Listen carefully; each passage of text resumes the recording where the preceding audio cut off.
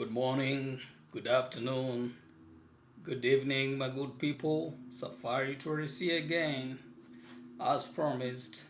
And today we'll focus on DS 260 form, that is after initially filing for the green card application, and now you've won. We're gonna assume that way. And please, if you have not liked or shared or subscribed to our channel, please do so, and also ring the notification bell so that you can be notified whenever we upload the next video. I'm gonna share with you the main facts regarding DS 260 form. So the DS 260 form, you're gonna fill it immediately after you find out that you've won the results and you've been selected as a Davy lottery winner. So you're gonna do the next stage of application for an immigrant visa. So basically, DS means Department of State, and it is under National Visa Center in Kentucky, which is a branch of U.S. Department State of Bureau of Consular Affairs. So the 260 form is just for immigrant visa. What do I mean by immigrant visa? Immigrant visa, basically, I mean it's for permanent resident or somebody who's gonna move to another country permanently. It's not for non-immigrant visas like for the tourism, visiting, or for student or for medical or purposes. Therefore, straight to the point, the main things that you need to know once you've won the green card lottery, and for those who have won, congratulations if you're filing for DV 2023. First, as you will be filling for the form, you're gonna be thorough. Make sure the statements coincide with your history. And if you have maybe children or beneficiaries, make sure you include them. Because if you leave them behind, trust me, it's gonna be another process. It's gonna take you 3 to 5 years to get them back. Education. Just like the initial application, you need the basic high school and the 2 years experience. The 2 years experience can be anything. You can be maybe a border rider, or maybe a Okada rider, or maybe a volunteer to the church. Just a simple skill, a skill set that portrays that you gained something either through the vocation or maybe as an artisan. The next thing on the DV DS260 form, they would like to know whether you've been convicted or you've committed any crime, because they want to know your intent. And this is serious because we live the times of terrorism and such a dreadful things that happen. So if you've been convicted, you should be straight to the point and state clearly what transpired and whether you are cleared. Number 5, the address you're going to use when you arrive in the United States should be residential. Don't give an address of a gas station, as they call them, because that is what we call back home the petrol station, or a supermarket.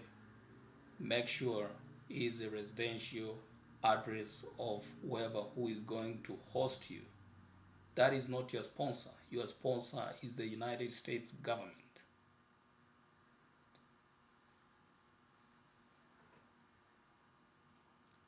And as you go through your form, make sure it's done in English language.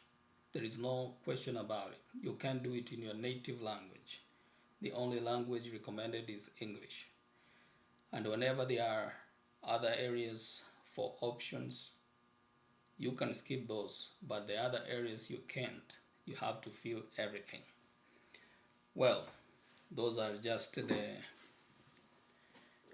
few facts or tips to guide you through the DS 260.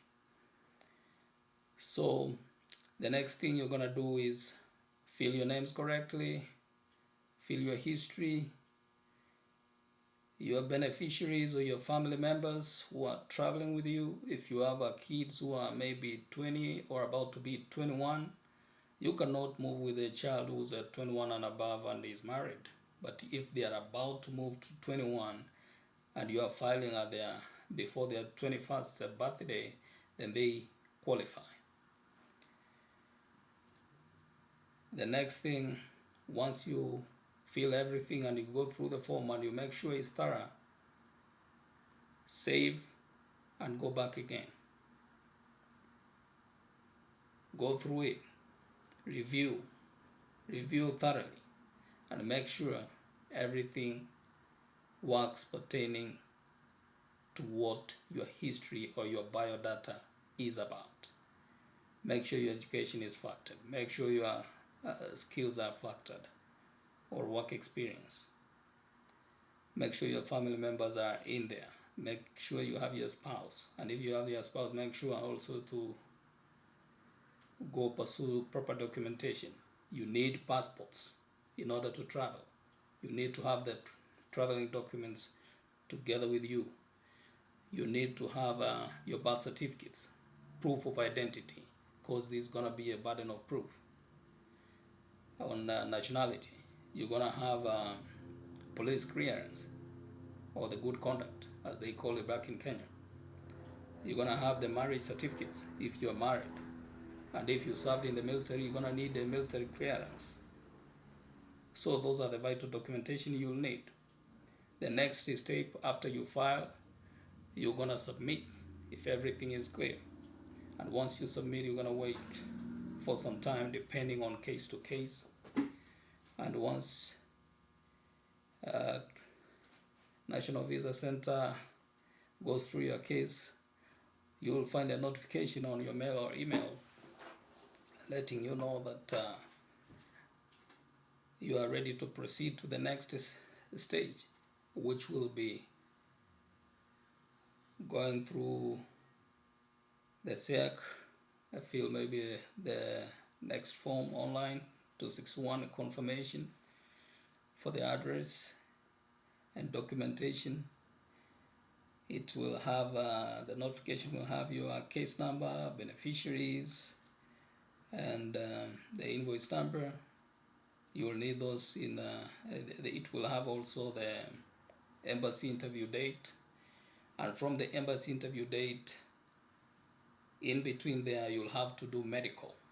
So you'll need to book medical 2 weeks prior to visiting embassy, so that they have to send your results to the embassy before your day of interview.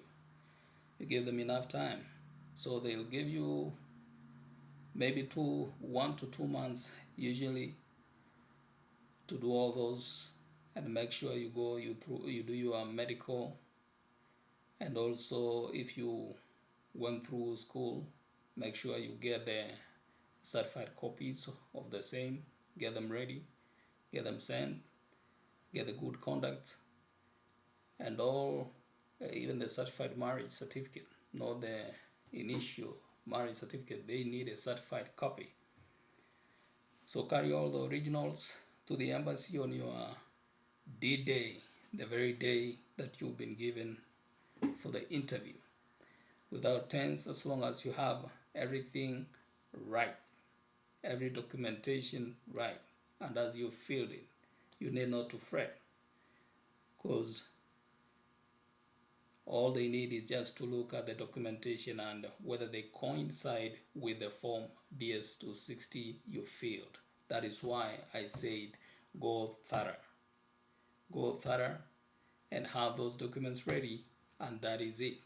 All you gotta do, medical fee is about $220, same with the embassy fee.